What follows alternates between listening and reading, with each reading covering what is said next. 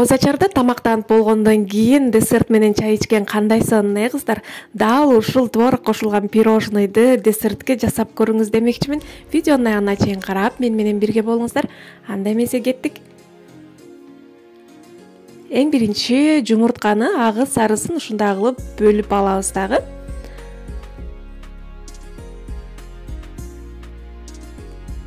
Андан кийин жумуртканын агын миксерлеп баштайбыз.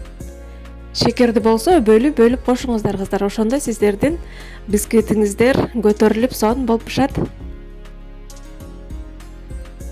Мынакей, ушундай кылып ап-ак болуп көбүргүчөктү жакшылап туруп миксерлеп алабыз. Мынакей, ушундай абалга келиш керек. Андан кийин жумуртканын сарысын кошуп,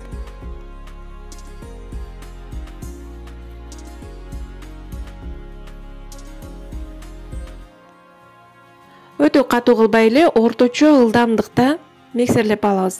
Бул жерде бизде жумуртканын агы менен сарысы аралашса эле болду. Мынакей. Мынакей ушул жеткиликтүү. Андан кийин суюк май куябыз. Сүт куябыз. Сүт сөзсүз түрдө жылуу болуш керек кыздар. Андан кийин ушундай кылып аралаштырып алабыз дагы. Мынакей. Андан кийин унга разрыхтели кошуп, аралаштырып, лопатанын жардамы менен алдыдан өйдөгө карай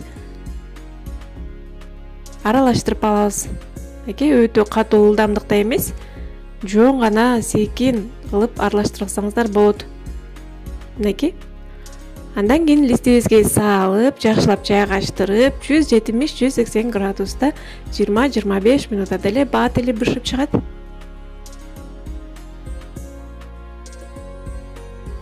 Мынакей.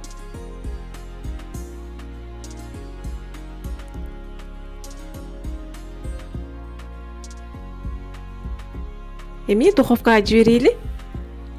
Мынакей, биздин бисквитибиз жама сонун болуп бышып чыкты кыздар. Көрдүңүздөр, эми муздагычакты коюп турабыз. Ага чейин биз кремин даярдап алайлы. Бизге ушундай 9% творог керек болот, быштак. Ушундай блендердин жардамы менен ушундай кылып безип алабыз. Өтө суюк кылып безиштин деле кереги жок. Жегенде творог көзүңүзгө, оозуңузга сезилип туруш керек кыздар. Мынакей, ушундай кылып эле мен блендер менен эзип алдым. Андан кийин бизге муздаткычтан чыккан сливки керек болот. Муздак сливки керек болот. Буну эми миксерлеп баштайбыз. Акырындап шекерибизди кошуп, коюлгучакты миксерлеп алабыз. Достор, каналыма каттала элек болсоңуздар, катталып алыңыздар. Алдыда дагы жакшы рецепттер менен бөлүшкөнгө аракет кылам. Мынакей, ушундай кылып миксерлеп аласыздар. Ушундай кою болуп көтөрүлүп чыкты. Андан кийин биздин творогду жарым-жарымдан кошуп, жакшылап экөөнү аралаштырып алабыз кыздар. Дамы деген керемет болот кыздар. Сөзсүз түрдө сиздер дагы жасап көрүңүздөр. Мынакей.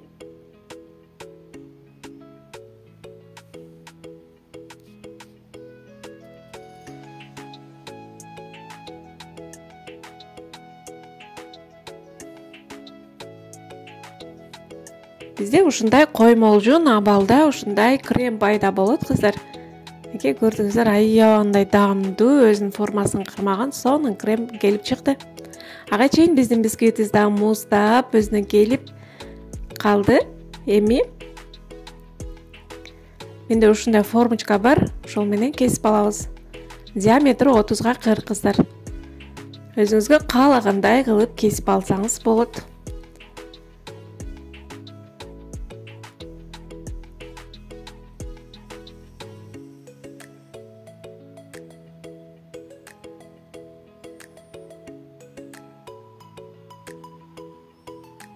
Чекесинде ашыкча бисквиттерди алып коебуз дагы.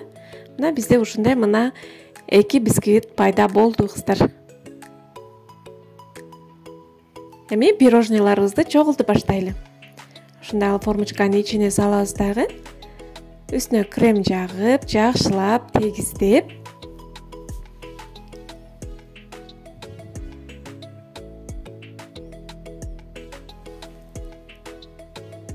ушундай аш кашык менен тегиздесеңиздер аябагандай ыңгайлуу болот кыздар. Ушундай бардык жерине жеткизип кремди жагып чыгабыз. Мынакей жагып алдык. Андан кийин үстүнө экинчи бисквитти коебуз.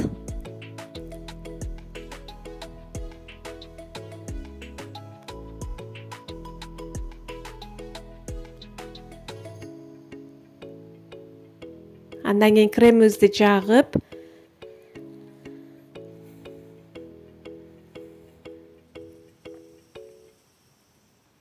крем сиңиш үчүн бир түн муздаткычта калтырсаңыздар дагы аябай крем бисквитке сиңип, сонун болуп, жумшак болуп, аябай даамдуу пирожный келип чыгат кыздар.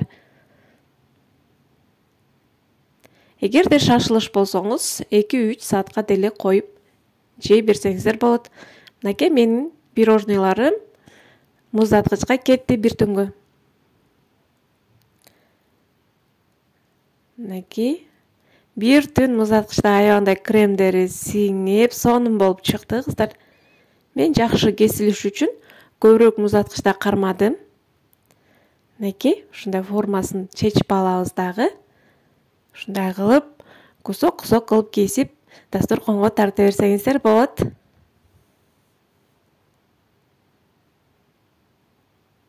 Өзүңүздөр каалагандай формада кесип алсаңыздар болот. Ал эми өзүңүздүн фантазияңызга жараша. Мен ушундай кылып кесип алдым да, менде 10 штук пирожный чыкты. Мынакей. Көрүнүшү да сонун, дамы дагы аябагандай даамдуу болду кыздар. Сиздер да сөзсүз түрдө жасап, жакындарыңыздарды кубандыңыздар. Эгерде видео жаккан болсо, ой пикириңизди калтырып, комментарий калтырып, лайк баса кетиңиз, досторуңуз менен бөлүшүп койгонду дагы унутпаңыз.